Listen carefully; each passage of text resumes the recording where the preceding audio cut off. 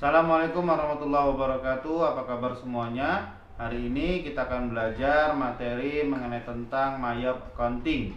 Ya, pada pembahasan kali ini kita akan membuat data perusahaan baru. Ya, tetap jangan lupa subscribe, like, dan komen ya pada JM Akuntan.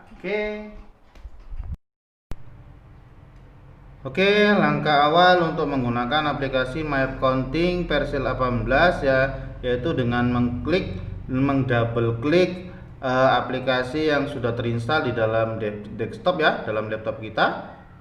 Kita klik 2 kali. Kemudian pilih klik yes, maka akan muncul jendela menu utama dalam Mayop Accounting versi 18. Nah, bahwasannya ada 5 menu utama dalam Mayop Accounting ya. Ada menu Open Your Company File, ada Create a New Company File, ada Explore the Sample Company, ada What's New in this Person, dan ada Exit Mayop Accounting. Nah, masing-masing menu utama ini memiliki fungsi yang berbeda-beda. Nah, kalau untuk Open Your Company File ini digunakan untuk membuka file yang pernah disimpan.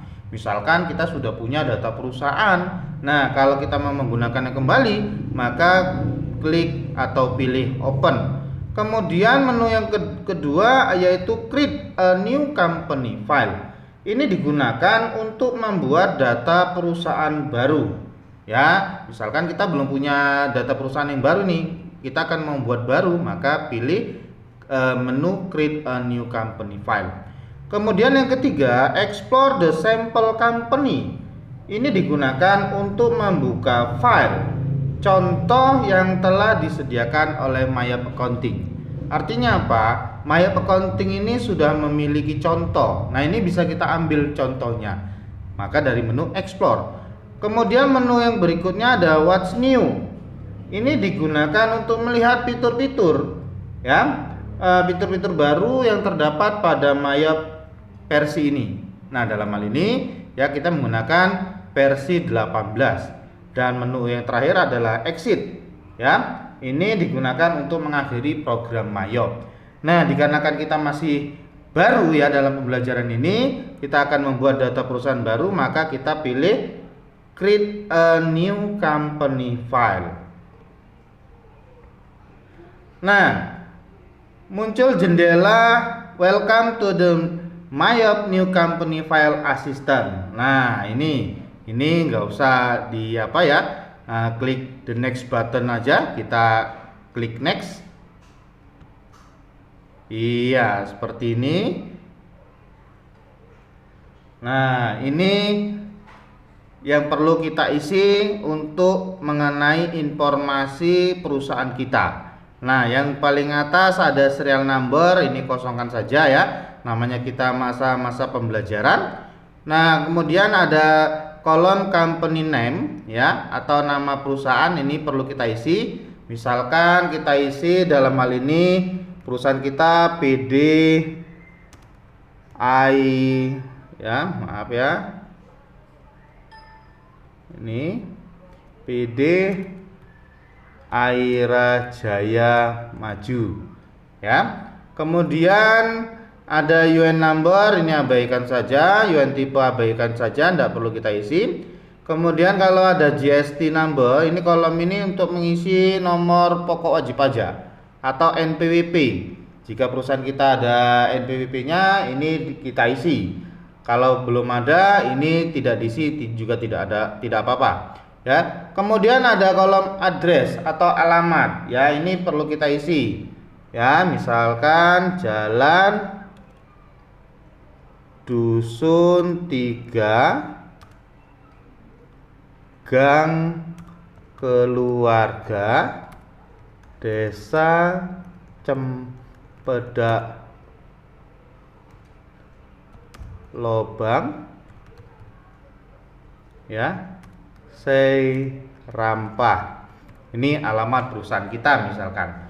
Kemudian ada phone number, nomor telepon, ini juga perlu diisi ya. Misalkan ini nomor handphone saja kita masukkan ya.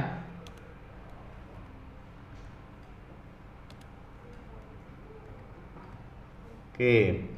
Kemudian nomor fax ini juga perlu diisi. Kita samakan saja dengan nomor telepon ya.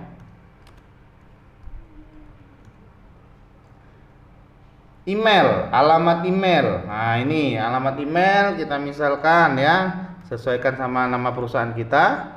airajayamaju@gmail.com.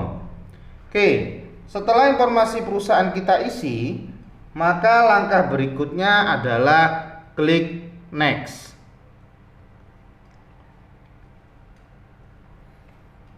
Nah, di sini ada muncul tells about your accounting year, artinya mengenai tentang informasi akuntansi perusahaan kita.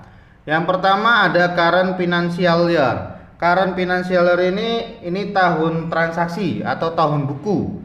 Kapan dimulai tahun transaksinya, ya. Kemudian ada last month of financial year, ini bulan tutup buku atau bulan akhir periode, ya. Kemudian ada conversion month, ini adalah bulan transaksi, ya, kapan terjadi transaksi. Kemudian yang terakhir ada number of accounting periode, ini mengenai tentang periode-periode akuntansi. Nah, untuk current financial year ini tahun buku atau tahun transaksi kita misalkan sesuai kasus kita ya 2016 ya. Kemudian untuk last month of financial year atau bulan tutup buku atau bulan akhir periode ini kita pilih pada bulan Desember karena akhir periode itu bulan Desember ya. Kemudian ada conversion month, ini konversi bulan transaksi ya. Ini kapan kita transaksinya? Kita misalkan sesuaikan nama kasus kita yaitu pada bulan Desember ya. Nah, yang terakhir adalah nomor untuk periode akuntansinya ya. Ini ada dua periode, ada 12 bulan, ada 13 bulan. Kita pilih yang 12 bulan. Nah, ya. Jika kita sudah isi informasi akuntansinya ya sesuai dengan pengaturan yang kita lakukan ya, maka pilih klik next ya jika sudah benar. Tapi jika terdapat kesalahan atau ada yang mau kita perbaiki, maka kita bisa klik tombol back ya untuk memperbaikinya. Jika tidak ya langsung saja. Oke, kita langsung saja ya, maka kita pilih klik next. Oke. Nah, di sini baca kembali informasi yang ditampilkan ya. Jika terdapat kesalahan kita bisa kembali back ya untuk memperbaikinya. Jika tidak lanjut kita pilih next. Nah, ini terlihat di sini yang kita isi tadi. Artinya dimulai dari 1 Januari 2016 sampai 31 Desember 2016. Untuk konversi bulan transaksinya dimulai dari bulan Desember, 1 Desember. Oke. Jika tidak ada yang perlu diperbaiki, kita pilih klik next. Nah, pada kotak pilihan build your account list ya, nantinya kita akan tentukan ya cara pembuatan daftar akun yang akan kita gunakan. Nah, bahwasannya Maya Accounting ini menyediakan 3 pilihan pembukuan, yaitu yang pertama I would like to start bla bla bla ya. Ini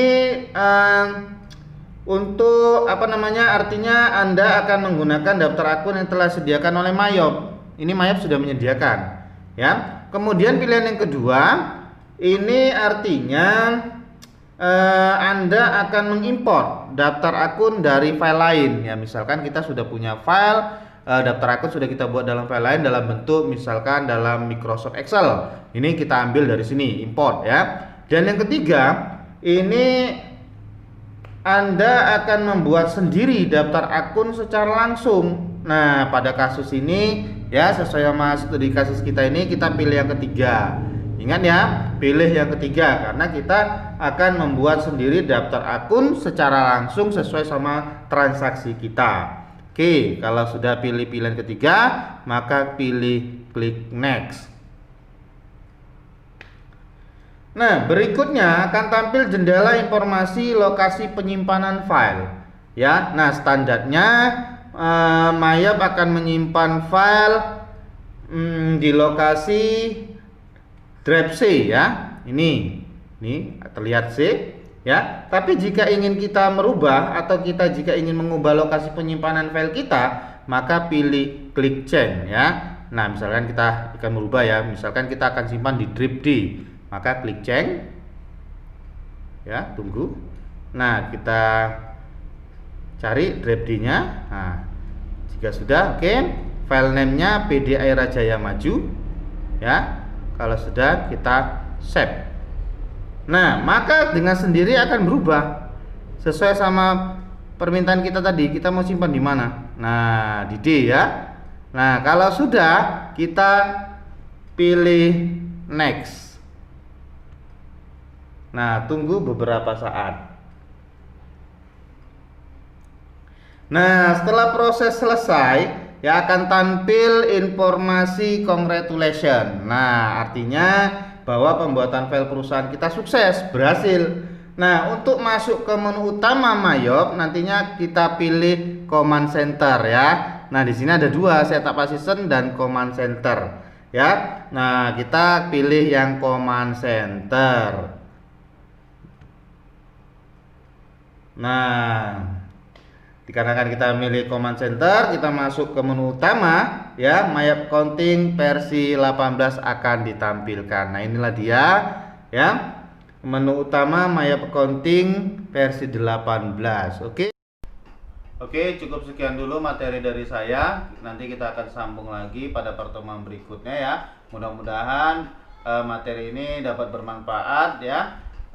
Tetap jangan lupa tetap like, subscribe, komen, dan share pada JM Channel. Oke.